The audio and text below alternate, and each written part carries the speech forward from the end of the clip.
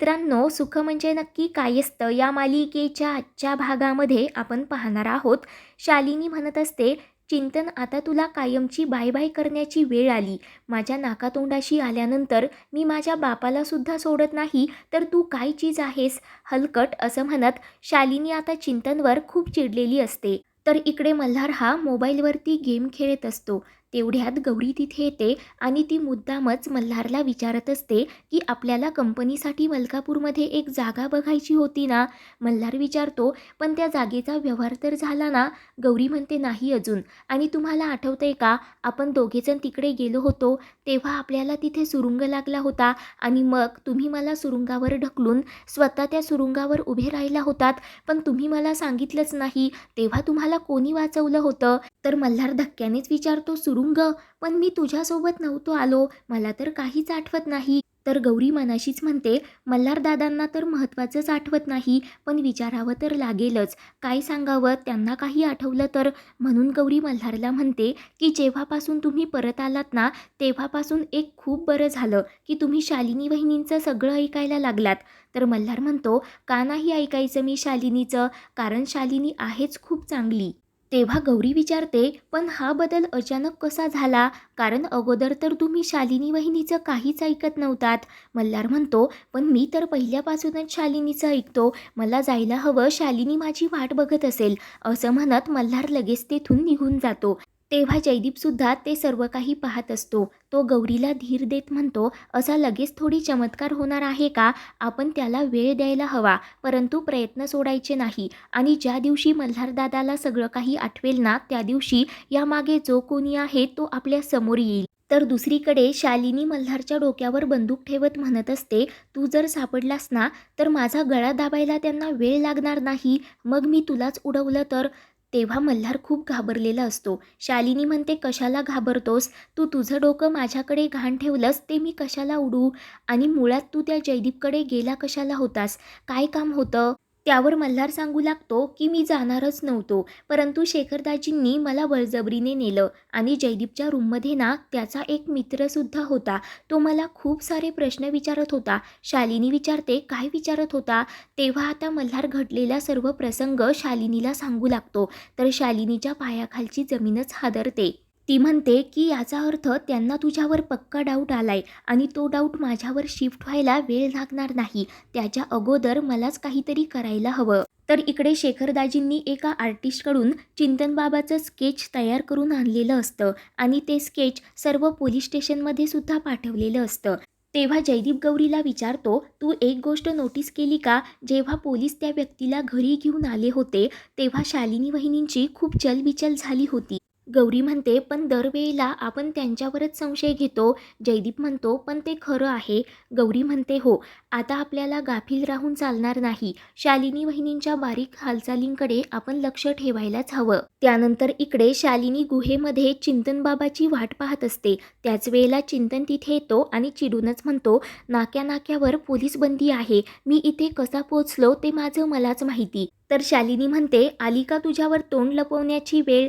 चिंतन बाबा, आता तुझा तो माज कुठे गेला, माझ्याशिवाय आता तुला कोणीही वाचवू शकणार नाही. चिंतन बाबा म्हणतो, मला वाचवून काय तू माझ्यावर उपकार करत नाहीस, मी जर पकडलो गेलो ना तर तुझीही वाट लागणार, हे लक्षात ठेव. तेव्हा शालिनी चिडूनच एक जळतं लाकूड हातात घेत चिंतन बाबावर धावून जात म्हणते की तुझा जीव घेईन मी, इथेच तुला खल्लास करून टाकेन.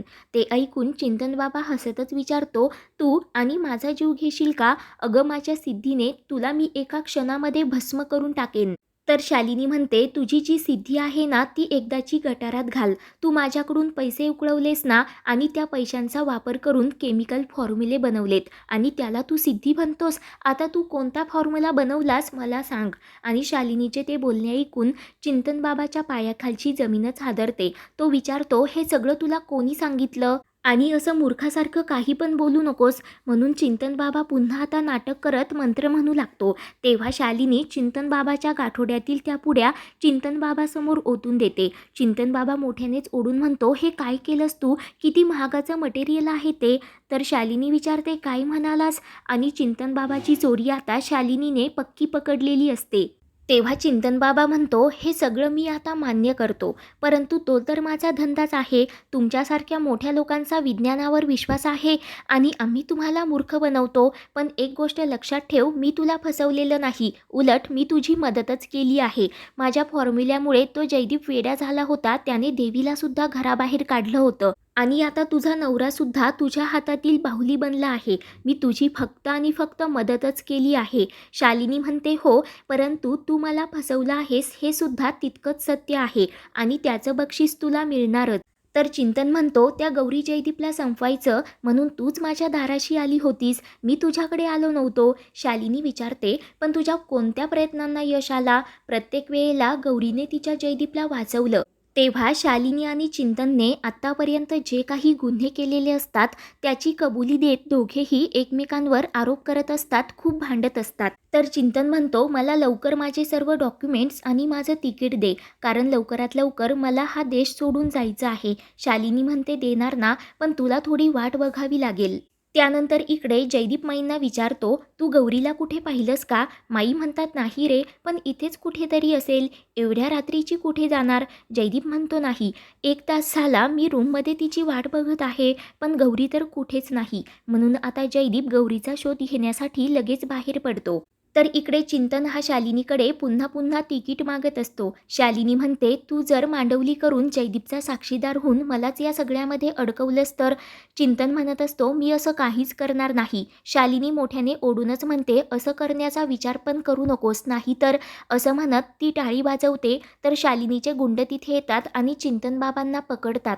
तेव्हा शालिनी चिंतन बाबाच्या गळ्याला चाकू लावत म्हणते, जगाच्या पाठीवर कुठेही गेलास ना तरी मी तुझी हीच अवस्था करणार. मला क्रॉस जाण्याचा प्रयत्न करायचा नाही, नाहीतर तुझा जीव घेतल्याशिवाय मी शांत बसणार नाही. आत्ताच्या आत्ता इथून चालता हो आणि मला पुन्हा तुझं तोंडही दाखवू नकोस. तर चिंतन म्हणतो, म्हणजे मला ताकद दाखवून तू आनंद साजरा करत आहेस का? मग जा, त्या जयदीप गौरीला संपव. एक गोष्ट लक्षात ठेव, माझ्यामुळे तू त्यांच्या जवळ तरी जाऊ शकत होतीस, पण माझ्याशिवाय तू त्यांचं काही एक वाकडं करू शकणार नाहीस. तर शालिनी चिडूनच म्हणते, मला उचकवू नकोस. मला तुझ्या नाही तर त्या जयदीप आणि गौरीच्या रक्ताने माझे हात माखायचे आहेत.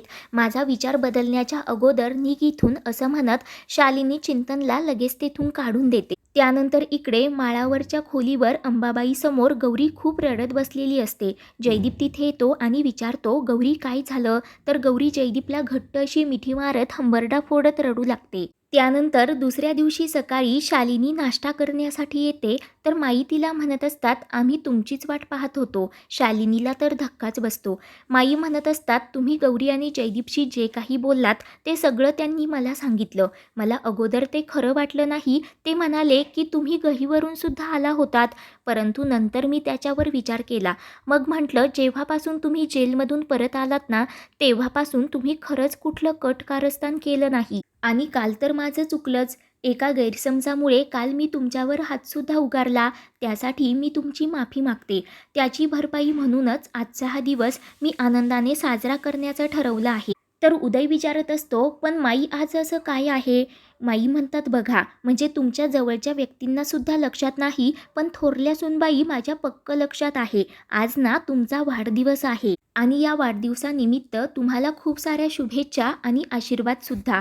ते ऐकून शालिनी खुश होते, तर उदय हॅपी बर्थडे असं म्हणत मूर्खासारखं नाचत असतो. माई म्हणतात, आजचा हा तुमचा वाढदिवस मी सगळ्यांसोबत मिळून सेलिब्रेट करण्याचं ठरवलं आहे, तुम्हाला चालेल ना? शालिनी म्हणते, हो, पण तुमच्या लाडक्या जावयाला ते आवडेल का? तर पुढील भागामध्ये आपण पाहणार आहोत की वाढदिवसाच्या दिवशीच चिंतन बाबा आणि शालिनीचा व्हिडिओ दाखवत गौरी शालिनीचं तोंड काळं करते. तेव्हा माई मी एक नालायक सून आहे असा टॅग शालिनीच्या गळ्यात घालून ढोल ताशा वाजून गाढवावरून गावातून तिची मिरवणूक काढणार असतात. पुढील भागांच्या अपडेटसाठी चॅनलला सबस्क्राईब करा.